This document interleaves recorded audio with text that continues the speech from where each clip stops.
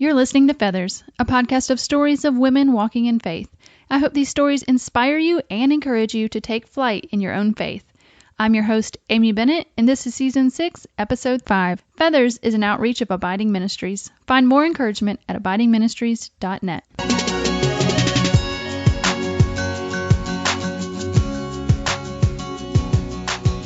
Well, hey friend, and thanks so much for joining me this week. First off, I want to remind you guys that the online Bible study has officially been scheduled to start on April 23rd, and that is the week after Easter, so we're going to get you through Easter, and then hopefully start this up. We're going to be going through my Bible study on John 15, called Rich, together in a private Facebook group. So all you need to do is pick up a copy of the study at abidingministries.net, and click on the link Bible study and it will be there. And then sign up for the study, for the group study at abidingministries.net/OBS, like online Bible study, abidingministries.net/OBS. So we've got a few people signed up already, and I'm super excited, and I would love for you to be there too. This is the study that really launched Abiding Ministries. We're going to talk all about abiding. We're going to talk about the historical aspect of that, what it means for you and me, and how Jesus gets involved, and how the Holy Spirit gets involved, and what does pruning mean. We're going to dig deep into John 15, and I cannot wait. So I hope you go get connected there. So let's talk about this week. I'm sure you guys don't remember, maybe you do, but this month has been 4 years since the Boston Marathon bombing. And today we have one of the survivors on the podcast. She is a woman of faith, and y'all, she just might be the most positive person I have ever talked to. Since the bombing, she has actually become a motivational speaker all around the world. And let me tell you, you will be motivated and grateful and happy by the time this episode is over. So let's go ahead and get to my conversation with Rebekah. Well, hey, Rebekah, and welcome to Feathers today. Hi, thank you so much for having me. I am so happy to have you here. How about we start off and you can introduce yourself to the listeners? I am Rebekah Gregory, and in 2013, I got blown up at the Boston Marathon, and so that is how people know me now. Wow, that is quite the introduction. No, it's definitely not a laughing matter, but if you don't find humor in something, then life's going to kill you. So I try to laugh and smile as much as possible. Oh my goodness. Well, tell me a little bit about your family. My family is amazing. I married my college sweetheart, so we were 18 years old when we first met, and then we were reunited 10 years later, and we're married now, and we're in the process of adoption. So he's adopting my 9-year-old, and then I also have a brand new daughter who is now 9 months. So we've got a hectic family life and absolutely love every minute of it. Oh, that's so exciting. So I read your book, Taking My Life Back, that you wrote about surviving the bombing, and I don't think it was included in there that he was adopting your son, so that's so exciting to hear. It is, and it's been in the process for a while, but we are just now getting everything finalized. So it's a really great time for our family right now, and it's Chris, my husband, has been so amazing to my son, and they just have connected. I mean, right off the bat, they were just instantly connected, and so it's so nice because that's always been such a hard thing for me with Noah not having that father figure in his life. I feel like every little boy needs that. And so I'm just so happy to be able to give him that finally, after 9 years. Yes. Well, my family, we also adopted our son. So. Oh, that's amazing. Yep. Yes. Well, and I was adopted too, because I grew up in a very abusive childhood, and my dad was an evangelist, and I had a very skewed version of Christianity for a long time, but my mom got out of that situation and remarried, and my stepdad adopted us when I believe I was 13 years old. So that was really a neat experience, because I realized that a father's love is so much more than what I had seen in my early years, and I'm very thankful to have him there now, especially going through all of the marathon stuff and various other trials in life. Yes. Well, I want to get into all of that because I think that plays heavily into all that you've been through, like you said. So let's actually start. Let's start at the day of the bombing and talk about your experience, just so everybody can level set on, what you experienced there, and then maybe we'll backtrack a little bit and talk about some of the things from the childhood. So tell me what that day was like for you. So that day, it actually was my 26th birthday weekend, and I had never been to Boston before. We had a friend that was running in the marathon, so my son and I were living right outside of Houston, Texas, and we had traveled up there to watch our friend run in the race. And, it was such a cool weekend. We caught a Red Sox game. We did all the touristy stuff in Boston. I mean, it's a fabulous city. And so we just had so much fun. I remember all the fun that we had. And then we had packed up that morning at the hotel, and we were supposed to go home right after the marathon. And so I remember we were tracking our runner on our phone because there's an app that you can track the runner. And at first we made our way to the 17-mile marker because we were trying to get there right as she was passing us so we could hold up our signs. And Noah was all excited. He was 5 at the time, my son. And he had held up his sign and was screaming and hollering and just having a great time. And then one of our friends had decided that we were going to make our way closer to the finish line so that we could actually see our runner cross the finish.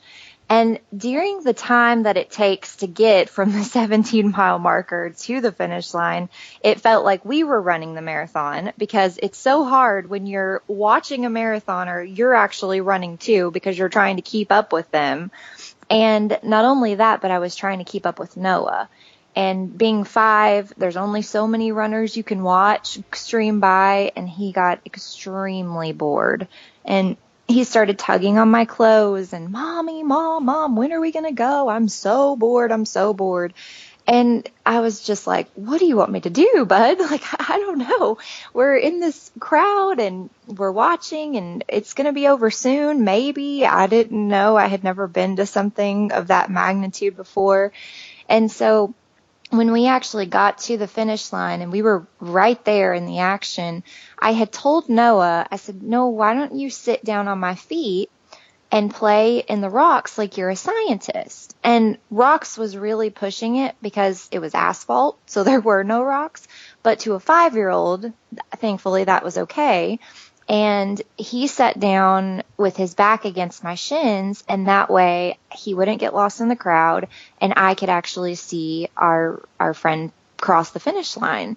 And that was actually where Noah was sitting when the bomb in the backpack went off 3 feet behind us. Mm-hmm. Wow. And yes, I've got chills all over my body just talking about it right now because, we were 3 feet from the first bomb at the marathon, and I'm talking to you today, and my 9-year-old is getting ready to go out for football. So regardless of anything else that happens in my life, I feel like I've got a pretty good life, and God is very, very good. That's amazing that you can say that. I mean, just so close to that amount of time. So you were very close to the bomb. And what happened to you guys? You got hit, clearly. I did. So I later found out that I basically took the brunt of the explosion in the back of the legs. And that's ultimately what saved Noah's life. Because had he been standing, he would have died instantly on impact. But he had a cut to his bone on his right leg that they were able to stitch up. He had a piece of shrapnel graze the back of his head, so he's got a bald spot there today. And he had some GI bleeding. But with me, looking back at that time, I was laying on the ground completely helpless. My body was on fire. My bones were laying next to me on the sidewalk.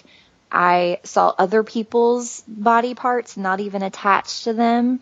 And there were BBs and ball bearings and all of the things that these brothers could pack into these 2 pressure cooker bombs. And they went within everyone in reach is where they went. And so it was a war scene that day. And there's no other word to describe it because you knew that whatever had happened, it was really, really bad. And it was truly the day that I thought that I was going to die. I thought I was going to die right there on Boylston Street.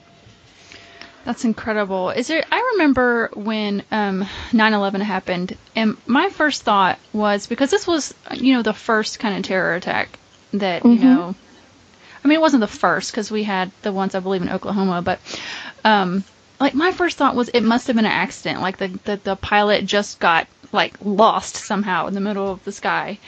Did you know right away that was a terror attack in your mind? I didn't know that it was a terror attack, because I don't think that really registered with me, but I knew that it was something bad, because just the way that it looked with everything that was laying on the ground, and you had no idea what was going to happen next. And I guess from the movies and things, I kind of thought it might be a bomb, but I'm not really sure. I can't really say that for certain, but I knew that it was an attack of some sort, and I had no idea, obviously, that it was going to be this huge terrorist attack. All I knew is that whatever had happened was terrible. Yes, it was. And so I love how you describe in your book about how your son actually kept you going in those moments just after it. He did, and it's crazy to look back on it now, because I think as a mom, and your first instinct is always going to be, where is my baby? And so I knew that Noah was sitting down on my feet, and no matter what was going on with me and how ripped apart my own flesh was and all of that, I had to know that Noah was okay. And so I frantically started trying to search around for him, but I could only move my head. And I shouldn't have been able to hear Noah at all, because my eardrums were blown out by the blast. And so the people next to me were muffled, and the sounds going on around me were just so strange and distorted. But I could distinctly hear Noah's voice screaming, "Mommy, mommy, mommy, mommy." And it was so weird, because when I was later testifying in the trial of the remaining bomber, there's video footage and sound footage of Noah screaming the same exact thing that I have described all this time. So I knew that in my heart, like, that really happened. And I laid back. When I saw Noah, my first instinct was to pull him towards me, because he was behind me, and I felt like if I could stretch out my hand, my arm long enough, that I could pull him and at least embrace him, and that was going to be enough for that present time. And when I lifted up my arm, my left hand, the bones in it were completely exposed. My skin was peeled back to my wrist. And that was the moment where I was completely helpless. I was helpless as a mom. I was helpless as a person. And I just laid back, and I said a prayer in my head. I said, "God, if this is it for me, take me. But let me know that Noah is okay. Let me know he's going to be okay." And it was just a miracle after that. And I call it a Jesus moment in my book, because it truly was. Someone had picked Noah up, a first responder or a police officer or someone, and they set him down to where I could see in my peripheral vision that he was okay, that he was injured. He had a gash to his leg, but physically he was coherent, and he was sitting up, and he was crying. And so all of the things that you knew, yes, he's hurt, but he's going to be all right after this. And I couldn't believe it. I mean, it was just one of the most incredible moments of my life, because I had just said that prayer. And then I started thinking, oh my gosh, this is really going to be the day that I die, because that was my sign. I said, if this is it, then take me, but let me know that Noah's okay. And so that was just, I don't even know how else to describe it. It was a moment that I can't describe, because I just knew that God was with us, and there were angels all around us. Oh my goodness. And part of those angels were the first responders. My husband is a highway patrolman. So I know you give so much thanks to the first responders in your book. So I know you're so appreciative.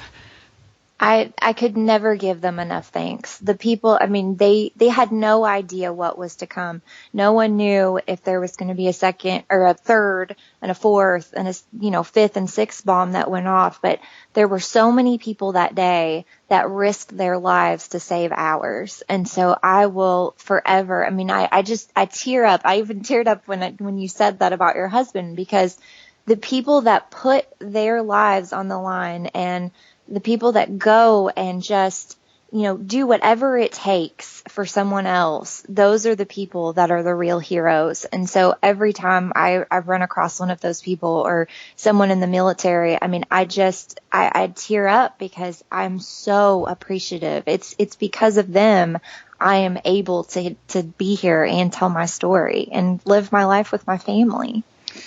And it's amazing. So I live with one, and him and the other first responders, they are just cut from a different cloth. I have literally watched my husband run towards fire. We were coming up an exit one time, driving off the interstate. We got off the exit, and we were coming up to the light, and we looked over to the right, and a guy's vehicle was on fire. And my immediate instinct, I was driving, my immediate instinct was to put on the gas, go around the cars, and get out of the way, because my kids were in the van, and I was like, let's go, get away. And the next thing I knew, before I could do anything, he was jumping out of the van, running across the road to the car to help the guy with the fire. And I'm like, that's the difference between me and, your first responders out there, is that they go towards the danger just to help somebody else. It's just, it's nothing that I can comprehend, but it's amazing what the courage that God gives them. It really is incredible. And I'm so thankful for each person that puts their lives out there like that. It's really amazing because, I have gotten to know and love some of the people that were injured that day too. And one of the ladies, Roseanne, was rescued by a firefighter, and she lost her leg, but she gained a fiance because they just got engaged. Yes, and so I just saw that. So exciting. Yes. There's so many little blessings that come out of even the most horrific times. And so, that's what you have to hold on to, and that's what you have to be thankful for. And that's what I really had from the beginning. I felt like I had that perspective and it may have been totally different, and it probably would have been had I not had my little boy to kind of cling to and say, okay, I can't give up because no one needs me. I'm his mom. I'm the only one that he has, or the only mom he has, and I have to be there for my son. And so, I really think that got me through recovery, but I also know that my faith is what truly got me through. Yes. And so let's talk about that. Let's talk about your recovery. You've went a year and a half trying to save your leg, I believe. So talk about just kind of, practically what your healing looked like, and then talk to me about what this did to your faith and how that helped you get through this. It's crazy to look back on my road to recovery and even think about some of the things that actually happened. And, the first thing was I woke up from a medically induced coma staring at 4 blank walls in a Boston hospital and wondering where in the world am I going to go on from here, and I was terrified because I was not from Boston. I was so far from home, and here we were just enjoying my birthday weekend in the marathon, and then all of a sudden our lives are forever changed. And the doctor came in and they said, Rebekah, we've got good news and we've got bad news. The good news is that we're able to save your right leg, because my right leg was extremely damaged also, and we're able to save your left hand, and which they didn't think was possible at the time. And then, but we don't know if we're going to be able to save your left leg. And so my thinking from the beginning was, my leg is not my life. And when I woke up, my mom actually had to take a picture of my legs to even tell me that they were still there, because I didn't believe it. And, with everything that I remember from the time that it actually happened, and then I got into the ambulance and I could see the first responder mouth, "We have an amputee." And so I knew that if I was going to make it through this, that my life was forever changed.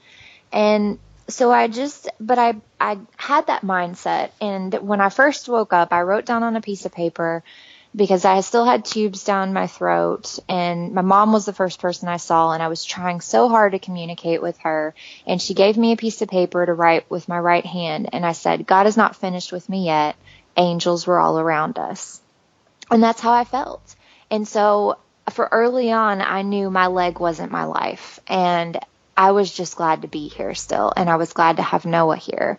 And by the time I was waking up and coherent, Noah, who had been taken to a completely separate hospital because they had no idea that we were together, was coming to visit me. And so it was my way, I guess, of feeling like God was telling me to rest during that time, because I would have gone crazy if I knew that Noah was in another hospital.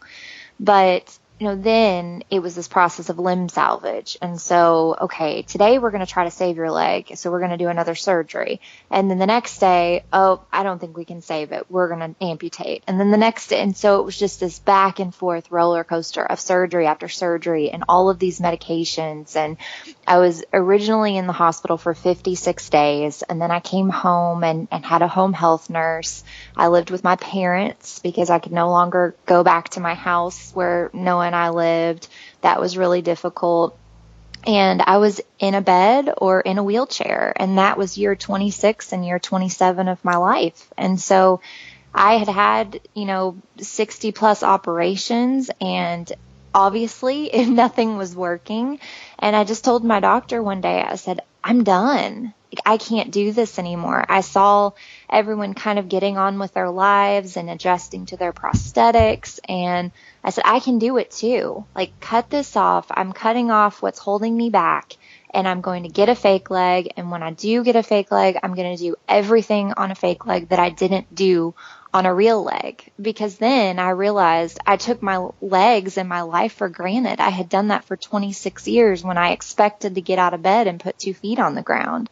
And so I had reality just kind of hit me, I guess, in that time where I had to be still and I had to do nothing. I realized how meaningful and precious every single moment of our lives need to be.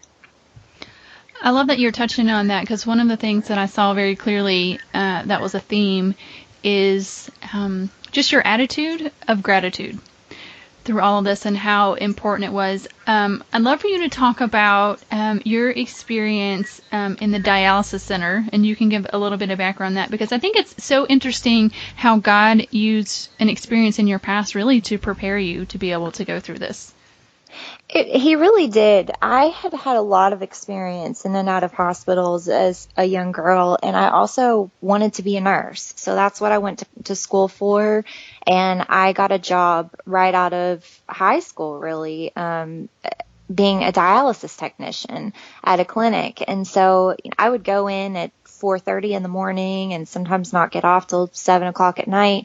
But I would see this lifestyle that these people had to have when their kidneys were shutting down, and they had to be on these machines for 3 and 4 hours at a time, 3 times a week, and I had to stick these enormous needles into their arms and into their legs, and to be able to, have their everything circulate on this machine. And it broke my heart.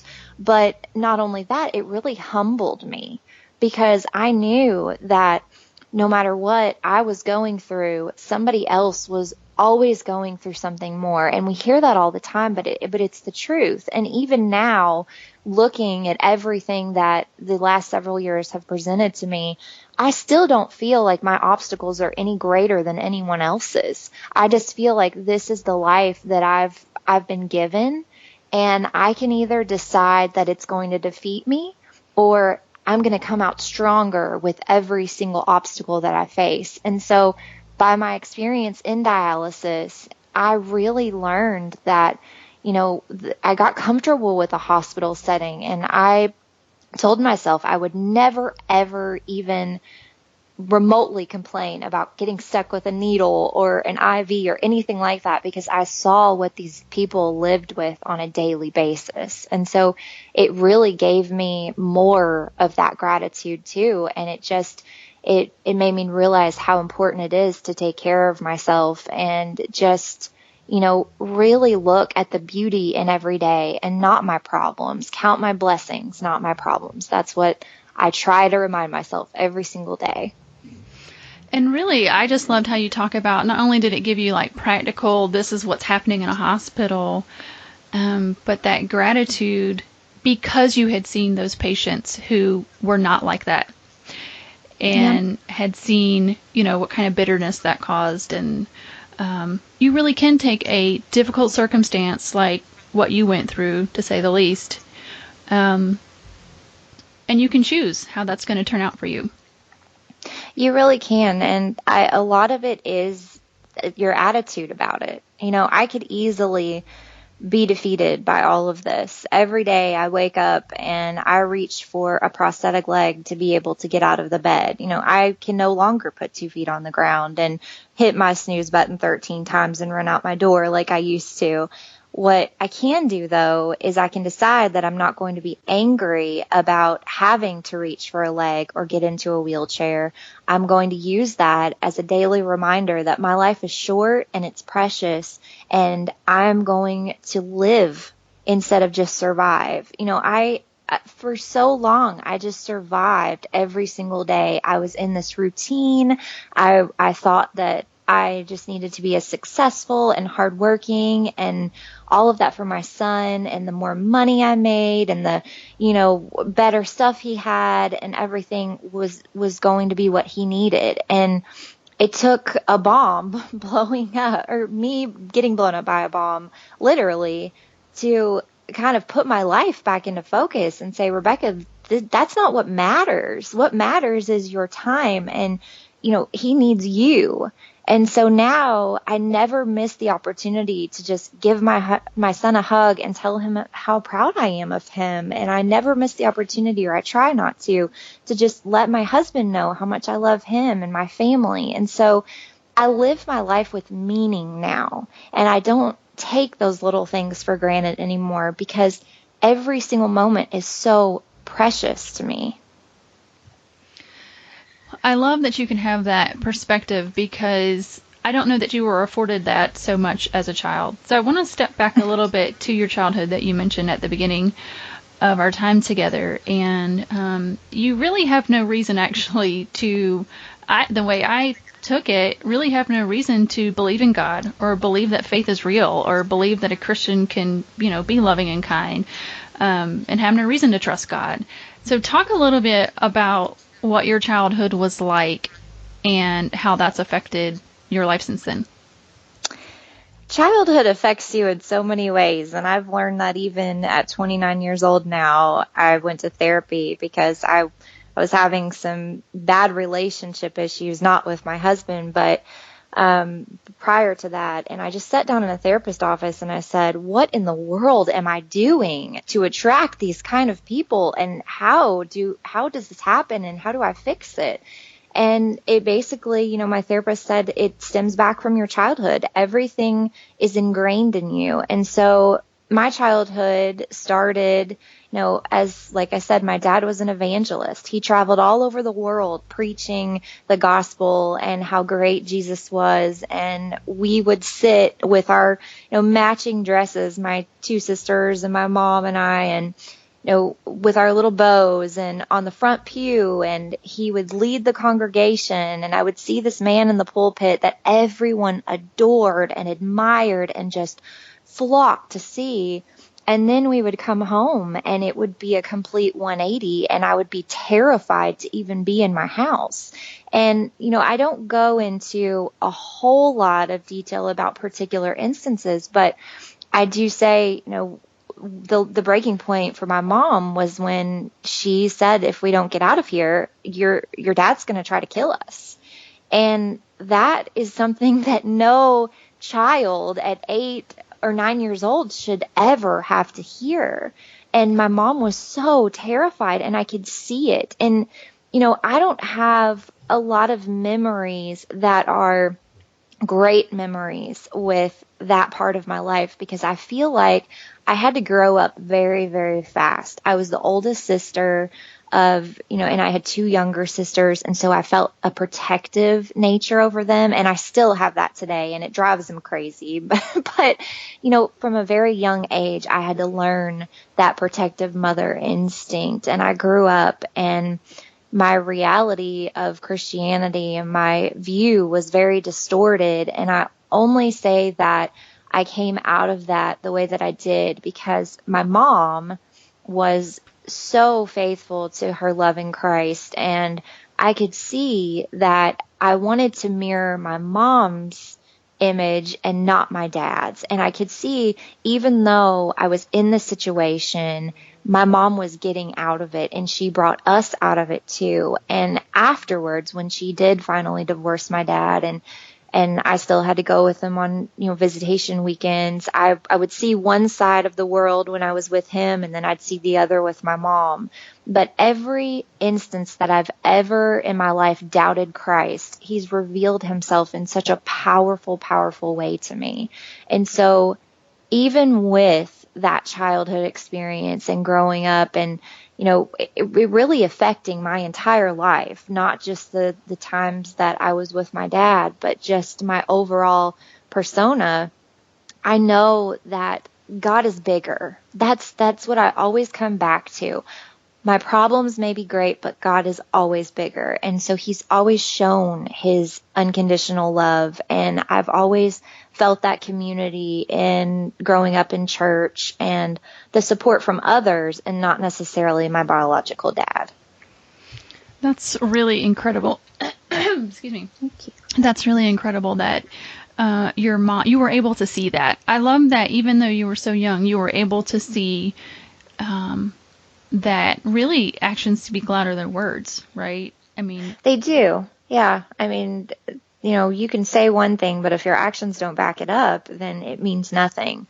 And so what I saw for my mom was action. And I saw someone that was so loving and so kind and so brave and strong. And I, as a mom now, I don't know how she went through everything that she did and still kept, our little family with my sisters intact. And she wore such a brave face, even though she was terrified, just like I was, to even be in the house. But she was also brave enough to take us away from that situation. And to give us a better life. And, when my stepdad did come into the picture and adopt us, and, that's my dad. I don't call him my stepdad. He's my dad because he's the one that watched me go off to prom. And he's the one that, was there when Noah was born and for all the major events in my life. And so that's my real dad. Like the other one was just kind of a placeholder, and he kind of messed things up for a while. Well, it is so good to hear that even though your biological father could really, and probably did really distort your view of a good father, that your mom was there, your stepdad was there, and truly that you saw God for who he really is through those people. So that's so comforting to hear that even when we go through bad things and things that really should wreck us, that God has so many graces around us to show himself to us.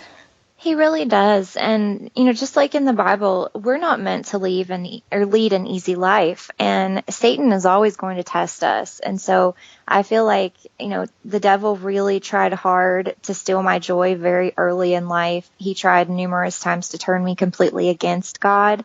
And in some ways, it happened a little bit when I got pregnant at 19 with my son. Obviously I wasn't on a good Christian path, but the reason that I wanted to write this book in the first place and tell my entire story versus just talking about the bombing is that I feel like people need to hear that, because when I say it in my introduction that if you're looking for a perfect Christian life with a pretty little bow on it, you've picked up the wrong book, because I don't consider myself a perfect Christian by any means. And all I can say is I can show you the experiences and what I've been through in my life. And I hope that people realize there's something bigger and that God is very real. And I haven't led a perfect life and I've made a lot of mistakes, but I am saved because I'm a sinner and I believe in Christ, and every single obstacle and every mistake that I have made, I've become stronger and a better person as a result. That is just so good. Yeah, so I want to talk just a little bit before we go about fear, because clearly you experienced a lot of fear after it. But you have this quote in your book that I love, and it says, "My fears might be real, but so is my strength." And I think that, on this podcast, we talk a lot about being obedient to God and what He has for us. And fear can be such a hindrance for us to doing things. And of course, your fear can be around the danger around you, and really just, I'm sure you have fear like the rest of us of following what God might have for you. So talk about that quote. So your fears are real, but so is your strength.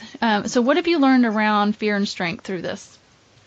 I've learned so much around fear and strength. At first I was really nervous about this new life that I lead, and life is so different now. It's a completely different life than what I had before, and there's nothing I wouldn't give to be able to go back to my life before this. And one day maybe I'll think differently, but I do feel honored and humbled and have an extreme responsibility to be a witness for Christ through what I've been through. And so as much as fear tries to be a hindrance in my life, I attack that with being stronger, because, it's hard to even leave my house, if I'm being really honest. There are most mornings where I have to give myself a pep talk and say, okay, Rebekah, somebody is not going to try to kill you today. You need to leave. You need to get out. You need to do what you need to do. And then you're going to come home and your family's going to be okay. You're going to be okay. And that's a daily thing for me, because some mornings I don't want to put on a prosthetic leg. I don't want to get out of bed. And I kind of pull the covers up over my head and say, no, God, not today. I can't do it. But for every one of those mornings I have, there are so many more that I am so ready to get up and just try to make a difference in whatever life I possibly can. Because now I've been given the opportunity to help other people. And, I say all the time, if I can shine my light to one other person, then that one other person can potentially shine their light to someone else, and so on and so forth. And so I'll have no idea the magnitude of what my one little light could do, but I want to know every single day that that's what I've tried. And with our world being so scary right now, it's more important than ever. And, with as much as I've seen, there are so many evil things out there. And sometimes it is really, really hard to leave the house or get on an airplane to go and speak across the country. But I have seen the hearts and souls of millions of people through all of this. And because of that, I know there's still more good in the world than there is bad. And so I want to be a part of that good. And so I can't live my life in fear, because my strength has to be stronger. And yes, I'm going to have days where I have panic attacks. I'm going to have nights where I wake up screaming and sweating from nightmares. But I'm also going to go out there and put on my leg and try to be an encouragement and try to help as many people as I can, because then that gives this whole thing purpose, and it gives me an opportunity to live for Christ in a way that I could have never done before this. Yes, I just love your attitude and how you're so outward focused. It's just amazing how God can take something that's just so incredibly terrible and use it for good.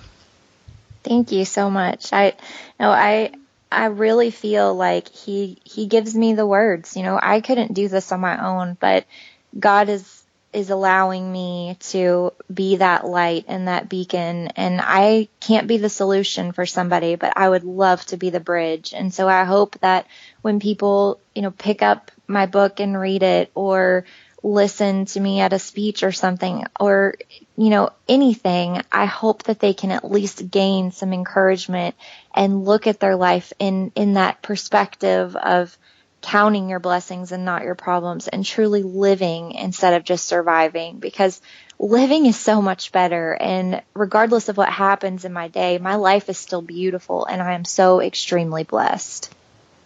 Well, I think that is a great place to end that.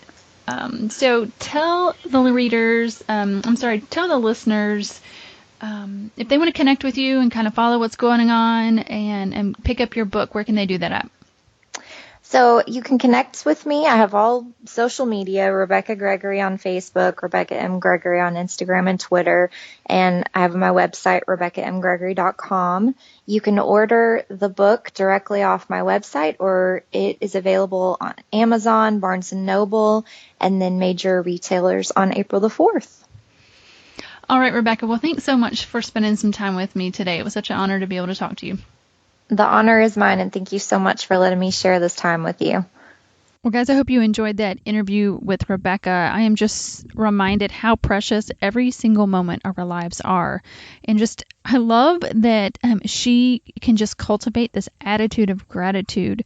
But also, I think that's so important when we think about how precious time is that if God has been pressing on you to do something, that you would go ahead and do it. Time can be short, and we may not have as much time, as we think. And I don't mean to sound like morbid or cause fear, but I think sometimes we do need that reality check that maybe we take time for granted. And so maybe this might be a push that you would do something that God has been pressing on you to do. And so often our reason for not doing something is fear.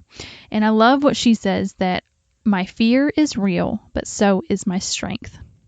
And oh man, that is so good. Rebekah has every reason to fear, even going out of her house, and she often does still fear, but her strength and her faith is greater, and that keeps her moving. And I think that's a faith and strength that we can grab onto. If she can face that kind of horrific event and learn that she can move forward, then the rest of us can as well. And I hope that is so encouraging to you. I know she is such just a light and so joyful and encouraging. Just love talking to her. I hope you guys enjoyed it. If you guys haven't rated this podcast on iTunes or in your app, I would so appreciate a rating and a comment. That would help so much.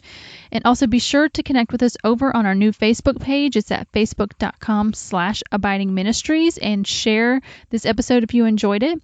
And also, I am having so much fun over on our Instagram account. It's instagram.com/abidingministries, or just look up Abiding Ministries in your Instagram search screen. So love that over there, and having so much fun. Would love to have you join us. So guys, it is such a privilege to be with you each and every week. Definitely a highlight of my life to be able to do this podcast. And I say it often, but it's such a gift, and I'm so grateful to be here. And I am so grateful that you are here this week. Thank you so much for listening, and we will see you next week on Feathers.